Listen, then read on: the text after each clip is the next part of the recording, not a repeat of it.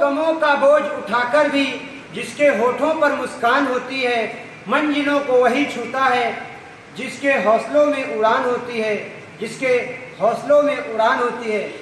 अभी हमारे विद्यालय के छात्र एवं छात्राओं द्वारा प्रस्तुत है एक सुंदर सी लघु नाटिका, जिसका शीर्षक है अनपढ़ता हटाओ शिक्षा बढ़ाओ।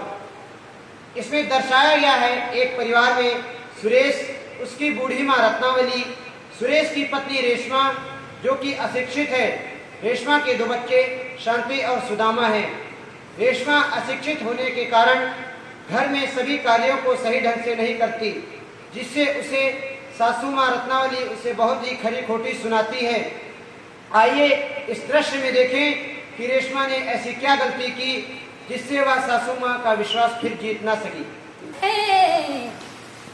बहू जी माँ जी, मेरे सिर में बहुत जोरों का दर्द हो रहा है, जरा आके दबा दे, आराम मिल जाएगा।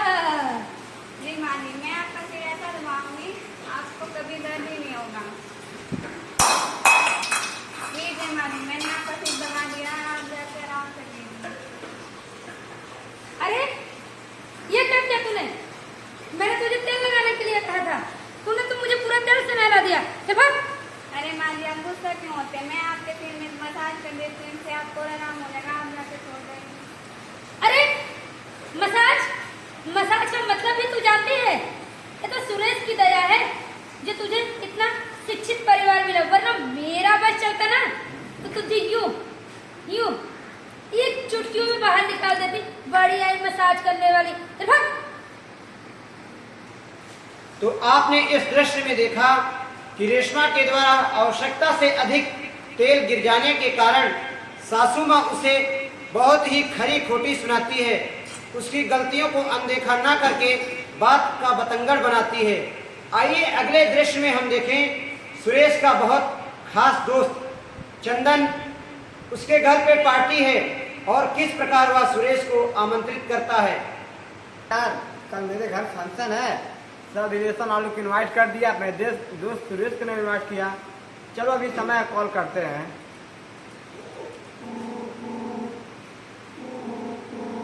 हेलो सुरेश भाई। हाँ। अरे भाई क्या चाल है? बढ़िया यार चंदन, तुम अरे यार कल मेरे घर फंक्शन है, कल तुम्हें पूरे परिवार के साथ आना है। हाँ ठीक है भाई, मैं जरूर आऊंगा। ठीक है बाय। आपने देखा कि चंदन अपने दोस्त सुरेश को फोन के माध्यम से अपने घर पार्टी में आमंत्रित करता है और सुरेश अब घर जाता है। आइए देखते हैं आगे की अपनी माँ से घर पर क्या राय मांगता है।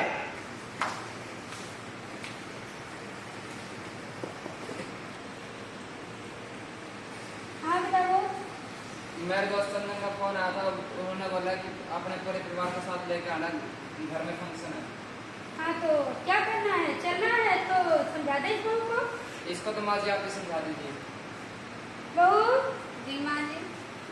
तो सुन लिया ना, जगतपुर में जाना है तो वहाँ के लोग हमसे भी अमीर है, तो वहाँ जाकर के कोई ऐसा अनुचित कार्य मत कर देना जिसके कारण हमारा अपमान हो जाए। जी माँ जी। रेशमा जी। माँ की कही हुई बातों का पालन करना, ओके? आपने देखा कि सुरेश चंदन के द्वारा बताई बात को अपनी माँ से कहता है। माँ चलने के लिए तैयार है, लेकिन अशिक्षित बहू रेशमा को सख्त हिदायत देती है कि ऐसा कोई कार्य चंदन के घर पर ना करें जिससे उनका अपमान हो। अब आइए देखते हैं कि रेशमा चंदन के घर पर क्या करती है।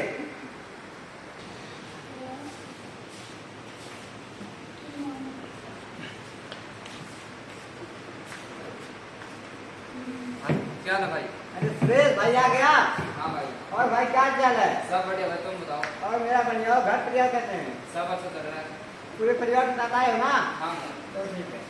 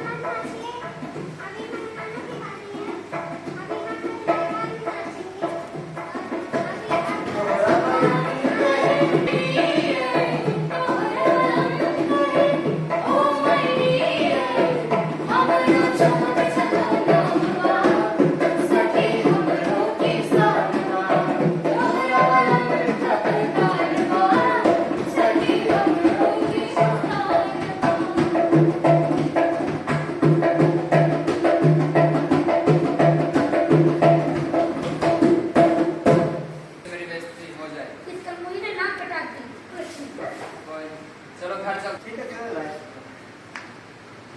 आपने देखा कि चंदन के घर पर रेशमा ने ऐसी गलती की जिससे सुरेश और रत्नावली ने अपना अपमान समझा। अब आइए देखते हैं सुरेश और रत्नावली रेशमा को ले जाकर उसकी इस गलती का क्या परिणाम देते हैं घर पे। बेटा हाँ माँ। आज के ये बहू इस घर में नहीं रहेगी, या तो इस घर में यही रहेगी या तो मैं रहूंगी। माँ, आपने तो ऐसा बोल दिया, गलती इंसान से होती ना ही भगवान से। क्या इससे गलती होगी? हमारा कर्तव्य बनता है उसकी गलतियों को सुधार करना, ना कि उसको घर से निकालना, उसको सजा देना। नहीं, या तो इस घर में यही रहेगी या तो मैं रहूंगी। अगर तू इसे नहीं ले गया छोड़ने तो मैं यहाँ से चली जाऊंगी। ठीक है माँ, मैं जरूर आपके आगे पालन करूँगा। कोई बात नहीं, हमारी मुझे अशिक्षित समझ कर घर से निकाल दिया, कोई बात नहीं, मैं चली जाऊंगी, लेकिन आप मेरे बच्चों का ध्यान रखना। रेशमा, इसमें रोने की कोई बात नहीं। यहाँ हर एक जगह का रूल होता है कि अपने से बड़े की बात माननी पड़ती है। मैं भी मजबूर हूँ, मैं आपको खुद भेज कर खुश नहीं हूँ कि मुझे ऐसा भेजना पड़े।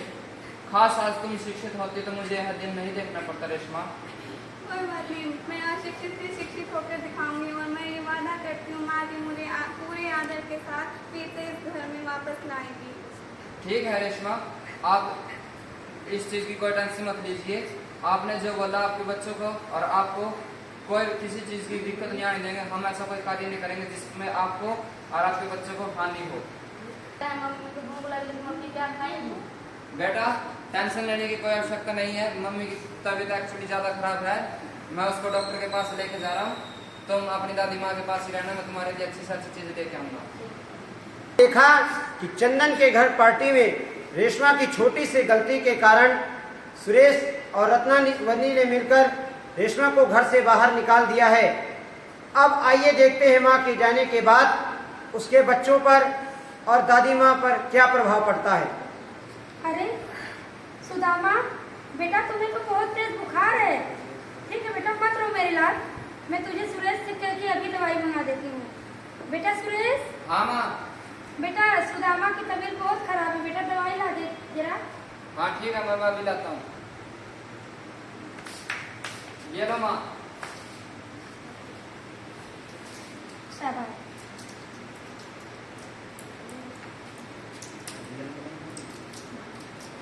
ये ले, खा ले, शाबाश।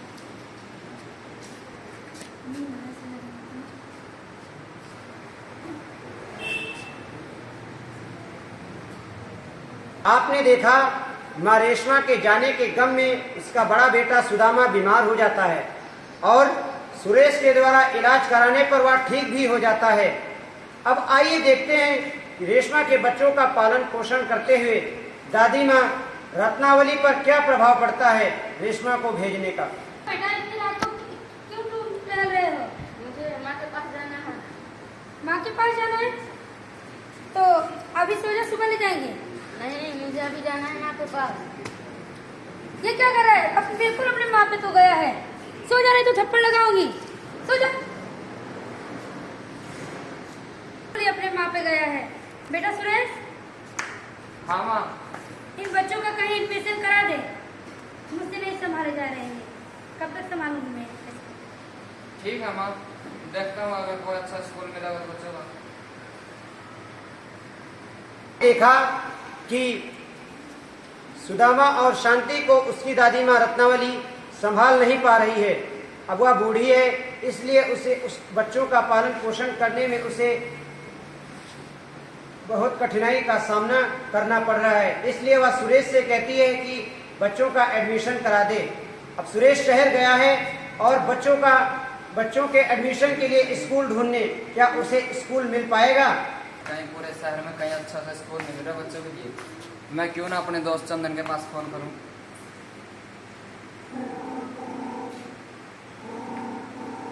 हेलो सुरेश। हेलो भाई चंदन, और क्या हाल है भाई? बढ़िया भाई, अपना बताओ। सब ठीक है। आपसे एक काम था भाई। बोलो भाई। अगर कोई अच्छा सा स्कूल हो तो बच्चों के लिए शहर में बताओ। हाँ स्कूल बताओ। एक रोहतक शहर में सबसे टॉप स्कूल है नारुदर फाउंडेशन, उसी स्कूल में बच्चों को एडमिशन करवा दो। ठीक है भाई, मैं देखता हूँ। ठीक है भाई। आपने देखा कि सुरेश बच्चों के एडमिशन के लिए स्कूल ढूंढने शहर गया था। उसने बहुत जगह ढूंढा पर उसे कुछ समझ नहीं आया क्योंकि वह शहर में नया था। उस चंदन के द्वारा उसे एक स्कूल के बारे में पता चला जो रोहतक शहर के नारी उदय फाउंडेशन नामक स्कूल में चंदन ने सुरेश को अपने बच्चों का एडमिशन कराने के लिए कहा। अब आइए आगे देखते हैं कि सुरेश अपने बच्चों का एडमिशन इसी स्कूल में कराता है या कुछ और करता है। एक बात और, इस दृश्य में सबसे बड़ा गहरा राज छुपा है। इस दृश्य पर अपनी नजर गड़ाए जरूर इस दृश्य को देखिएगा। आ गया बेटा तू? हाँ माँ बच्चों के लिए स्कूल मिल गया। बच्चों का तैयार कीजिए, फिर एडमिशन कराना उनका। बहुत अच्छा। तू ऐसा एक काम कर, तू इन बच्चों का एडमिशन अब करा दे क्योंकि मुझे भी छुटकारा मिल जाएगा। मैं तंग आ गई हूँ। ठीक है माँ, आप टेंशन मत लो, एक बार इनका एडमिशन करवा देते हैं, आप जल्दी से जल्दी तैयार कर देंगे। बेटी शांति, सुदामा, चलो बेटा तैयार हो जाओ, क्लास रखती हूँ। गुड मॉर्निंग बच्चों। Good morning.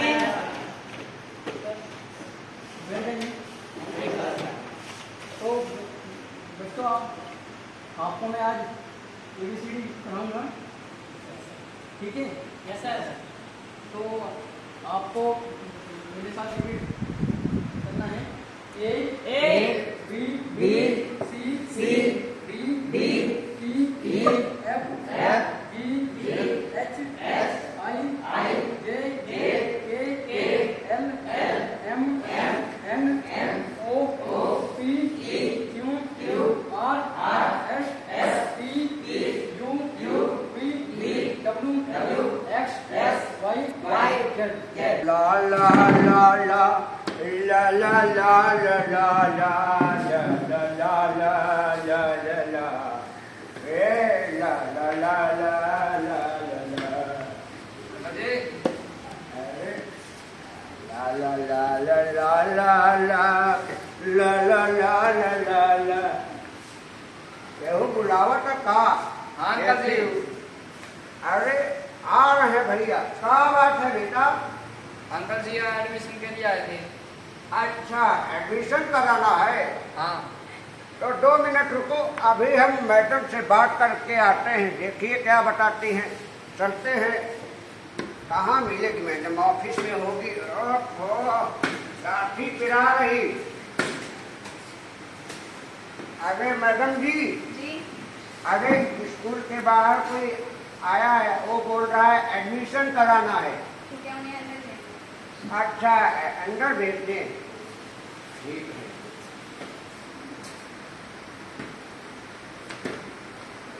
अरे बेटा, आपको मैडम ने ऑफिस में बुलाया है।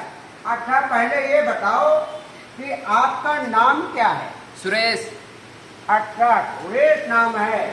हाँ। और ये इस बच्चे का क्या नाम है? इसका नाम सुदामा। अच्छा, अरे वो ही सुदामा तो नहीं जो कृष्ण का दोस्त था? ना अच्छा, अरे छोटी सी बच्ची का क्या नाम है? शांति। अच्छा, तो अब आइए मेरे साथ और चलिए मैडम के पास चलते।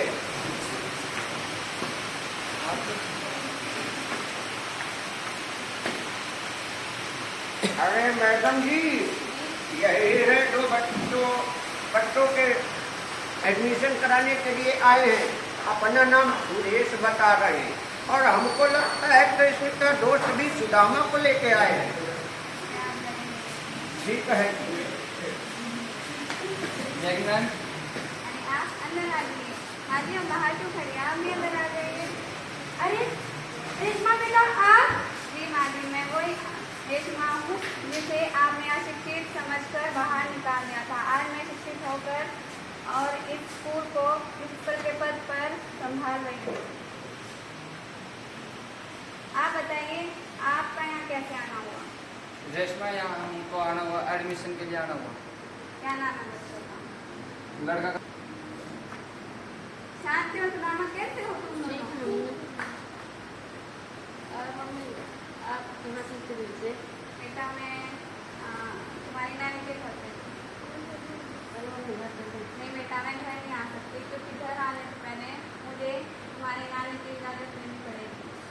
बेटा रेशमा, हमारी जो भूल हुई उस भूल की क्षमा करो।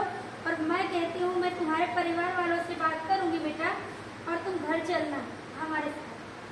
नहीं माँ जी, पहले आप मेरे घर से इजाज़त ले लीजिए, फिर मैं आपके साथ आऊँगी। बिना इजाज़त के मैं आपके साथ नहीं आ सकती। रेशमा, मुझे माफ़ कर दो, मेरे से बहुत बड़ी गलती हुई, क्योंकि हर एक की बात माननी पड़ती है, इसलिए बड़े की बात हमेशा कोई मानता है। मेरे से बहुत बड़ी गलती हुई जो मैंने आपको भेजा था। नहीं, आप मुझसे माफ़ी क्यों मांग रहे हैं? मैं कौन होती हूँ आपको माफ़ करने वाली? माफ़ी तो आपको भगवान से मांगनी चाहिए, वो करेंगे आपको माफ़। लेकिन आप कुछ भी करिए, लेकिन मैं अपने परिवार वालों से इजाज़त के बिना आपके साथ नहीं आ सकती हूँ। ठीक है रेशमा, मैं अपने घर वालों से जरूर बात करूँगा। माँ जी नमस्ते। नमस्ते।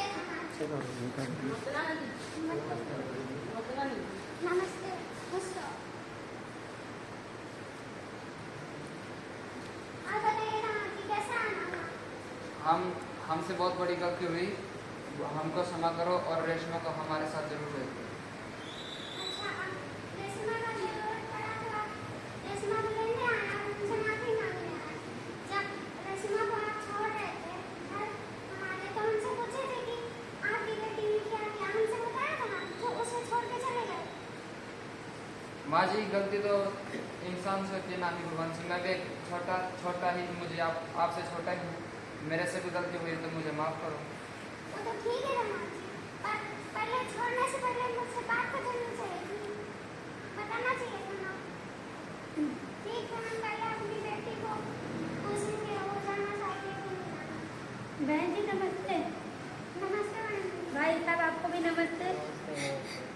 देखिए मेरा बेटा सुरेश बहुत ही बोला है, तो उसने मेरे ही कहने पर ये कार्य किया था। उसने रेशमा को मेरे ही कहने पे छोड़ा था, तो मेरे से भी भूल हुई है। आप दोनों हमारी रेशमा को हमारे साथ घर भेज दीजिए और हमें क्षमा कर दीजिए। मैं आपके हाथ जोड़ती हूँ। ठीक है मैडम जी, इतना माफी मत मांगिए आप, हम माफ कर देंगे, ऐसी कोई बात नहीं है। पर आपको सोचना चाहिए था, आप ही बहुत बोली हैं और आपका बेटा भी बहुत बोल रहा है। जो आपने गलती तो बहुत बड़ी की है, पर कोई बात नहीं, इंसान से ही गलती होती है। और हम अपनी बेटी का ज़्यादा नहीं, वो बचाना चाहती है तो हम जरूर देंगे। बेटा रेशमा, जी पिताजी। क्या तुम जाना चाहती हो दोबारा? नहीं पिताजी, इन्होंने खुद मुझे घर से निकाला था, अब मैं कैसे जा सकती हूँ आप दोनों को छोड़कर? नहीं बेटा रेशमा, ऐसा नहीं बोलते। अगर एक माँ बाप को आप छोड़ रही हो तो दूसरे माँ बाप मिल भी तो रहे हैं। नहीं बेटा रेशमा, बड़ों की बात मानते हैं, दोबारा से फिर जाओ। इन्होंने अपनी गलती का एहसास किया है। देखो बेटा, तुम्हारे 2 बच्चे भी तो हैं, अगर तुम नहीं जाओगी तो इनका पालन पोषण कौन करेगा? हाँ बेटा, तुम्हारे पिताजी बिल्कुल ठीक कह रहे हैं, और तुमको उस घर में वापस जाना ही चाहिए, क्योंकि तुम्हारे 2 बच्चे भी हैं और तुम्हारे घर है, तो बच्चों को भी पढ़ाना लिखाना, अच्छा इंसान बनाना है, तो इसलिए तुमको जाना ही चाहिए। क्योंकि बेटियां मायके में हमेशा नहीं रह सकती है, इसलिए तुमको जाना ही चाहिए। जी माता, आपकी जैसी माता। देखो बेटा सुरेश, जी पिताजी। ऐसी दोबारा गलती मत करना, ताकि हमारे दिल को ठेस पहुँचे। अच्छे से रखना और ख्याल रखना। ठीक है पिताजी, ऐसे आगे से ऐसी कोई गलती ना हो जिससे आपको और रेशमा को, पूरे परिवार को ठेस पहुँचे। जाओ बेटा रेशमा, जाओ रेशमा। दोस्तों, यही था इस दृश्य का राज। सुरेश अपने बच्चों का एडमिशन कराने स्कूल नारी उदय फाउंडेशन में जाता है। सौभाग्यवश वहीं पर सुरेश की मुलाकात रेशमा से होती है, जो कि अब शिक्षित होकर प्रिंसिपल के पद पर कार्यरत थी नारी उदय फाउंडेशन स्कूल में। वह रेशमा को देखकर उसे फिर से घर ले जाने का विचार बनाता है, और रेशमा मना करती है और कहती है कि मुझे घर से परमिशन लेनी पड़ेगी। अब सुरेश और उसकी माँ रत्नावली रेशमा के साथ रेशमा के घर जाते हैं, उनके माता पिता से माफ़ी मांगते हैं और सुरेश रेशमा को अपने घर ले आता है। इस समय सारा परिवार खुशहाल पूर्वक अपना समय व्यतीत कर रहा है और सभी सुखी हैं। यही तक थी हमारी छोटी सी ये कहानी, जिसका शीर्षक था अनपढ़ता हटाओ, शिक्षा बढ़ाओ। शिक्षा दोस्तों, पढ़ने की कोई उम्र नहीं होती। आप जब तक चाहें तब तक पढ़ सकते हैं, जब तक आपकी जिंदगी है। और हमें ये नहीं समझना चाहिए कि वर्तमान अगर हमारा बुरा है तो कहीं क्या पता भविष्य अच्छा हो। हमें जिस प्रकार रेशमा के साथ हुआ, रेशमा शुरू में अशिक्षित थी, उसके बाद शिक्षित बनी, प्रिंसिपल के पद पर कार्यरत, स्कूल में नारी उदय फाउंडेशन में प्रिंसिपल के पद पर कार्यरत रही। अब आइए कराते हैं आपका पात्र परिचय, लेकिन इससे पहले खुदा का दिया हुआ अल्प नहीं होता, खुदा का दिया हुआ अल्प नहीं होता, जो बीच में टूट जाए संकल्प नहीं होता। खुदा का दिया हुआ अल्प नहीं होता, जो बीच में टूट जाए संकल्प नहीं होता। हार को मंजिल से दूर ही रखना, क्योंकि जीत का कोई विकल्प नहीं होता, क्योंकि जीत का कोई विकल्प नहीं होता। आइए कराते हैं आपका पात्र परिचय।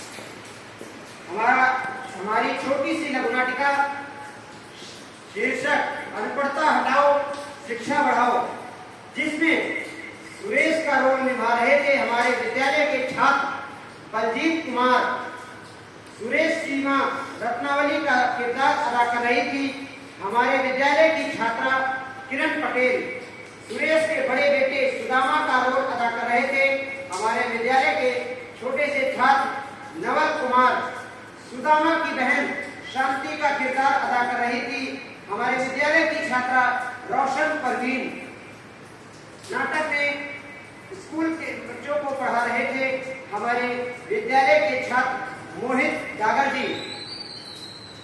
और नाटक में सुरेश का दोस्त चंदन का रोल अदा कर रहे थे हमारे विद्यालय के छात्र दीपू यादव। चंदन की